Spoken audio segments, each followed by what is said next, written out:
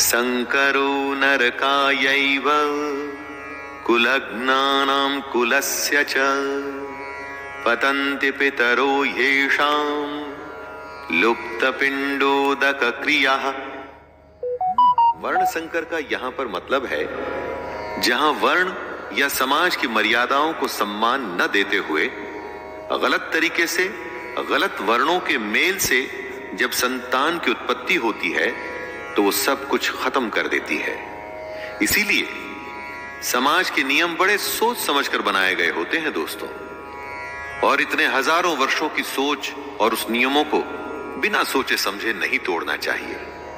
अर्जुन इसी बात का वर्णन कर रहे हैं कि हे कृष्ण, वर्ण संकर कुल घातियों को और कुल को नरक में ले जाने के लिए ही तो होता है। लिप्त हुई पिंड और जल की क्रिया वाले अर्थात श्राद्ध और तर्पण से वंचित इनके पितर लोग भी अधोगति को प्राप्त होते हैं। दोषैरेते कुलज्ञानां वर्ण संकर कारकैः उत्साद्यन्ते जाति धर्मः कुल धर्माश्च शाश्वतः। अर्जुन ने कहा, इन वर्ण संकर कारक दोषों से कुल घातियों के सनातन कुल धर्म और जाति धर्म नष्ट हो जाते हैं।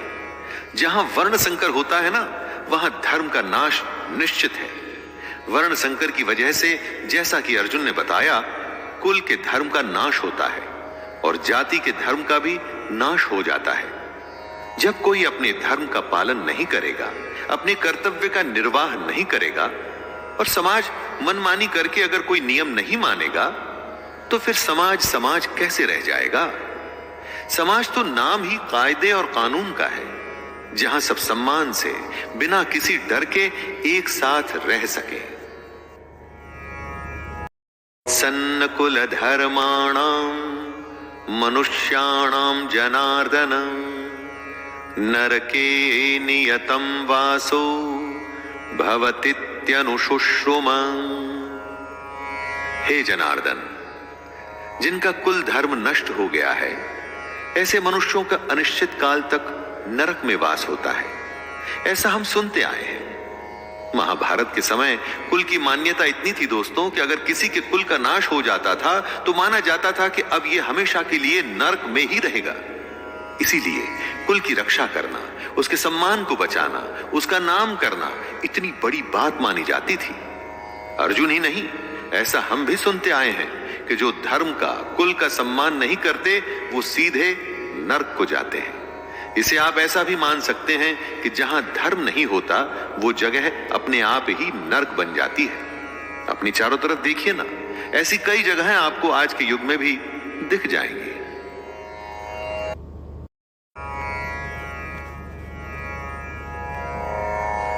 अहो बत महत् पापम कर्तुम व्यवस्थिता वयम यद्राज्य सुख लोभेन हंतुम स्वजनमुद्यतः। अर्जुन आगे स्वयं को दोष दे रहे हैं। शोक, हम लोग बुद्धिमान होकर भी महान पाप करने को तैयार हो गए हैं, जो राज्य और सुख के लोभ से स्वजनों को मारने के लिए उद्यत हो गए हैं। दोस्तों, दुर्योधन जैसा भी है, उसने जो भी निर्णय लिया, लेकिन अर्जुन और उसकी सेना तो समझदार है, तो क्या ऐसा उनके लिए ठीक है? बेवकूफ का पाप शायद माफ भी हो जाए, लेकिन बुद्धिमान से बहुत कुछ की उम्मीद की जाती है। तो क्या समझदार अगर युद्ध के लिए तैयार हो जाता है तो उसकी गलती की माफी मिलेगी? अर्जुन को लगता है कि नहीं मिलेगी।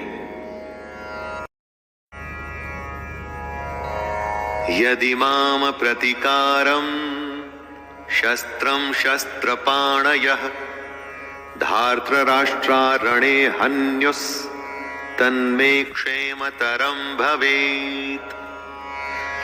आंखें बंद कर किसी अपने के बारे में सोचिए जो आपको बहुत पसंद है, जो आपका अपना है, जिसकी गोद में आप खेले हो, जिसके साथ खेले हो, चाहे वो आपसे बड़ा हो या छोटा हो।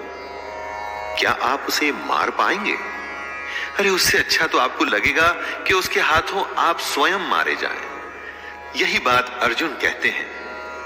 यदि मुझ शस्त्र रहित एवं सामना न करने वाले को शस्त्र हाथ में लिए हुए धृतराष्ट्र के पुत्र रण में मार डालें तो वो मरना भी मेरे लिए अधिक कल्याणकारक होगा। संजय उवाच एवमुक्त्वार्जुनः संख्ये रथोपस्थ उपाविशत् विसृज्य सशरं चापं शोक संविघ्नमानसः। संजय जो धृतराष्ट्र को इस महान युद्ध का वर्णन दे रहे हैं वो बताते हैं, हे धृतराष्ट्र, रणभूमि में शोक से उद्विग्न मन वाले अर्जुन इस प्रकार कहकर बाण सहित धनुष को त्याग कर रथ के पिछले भाग में बैठ गए। दोस्तों, ये था पहला अध्याय भगवत गीता का, अर्जुन विषाद योग। जी हां, इसमें अर्जुन के दुख के होने की, उसके मन में शंका आने की और यही बातें हमारे सामने साफ मुखर होकर आती हैं इस पूरे अध्याय में। अब इसके बाद के अध्याय में श्री कृष्ण अर्जुन के दुख का, शंका का, परेशानियों का, हर प्रश्नों का किस तरह भली भांति उत्तर देंगे उसे जानेंगे और सुनेंगे।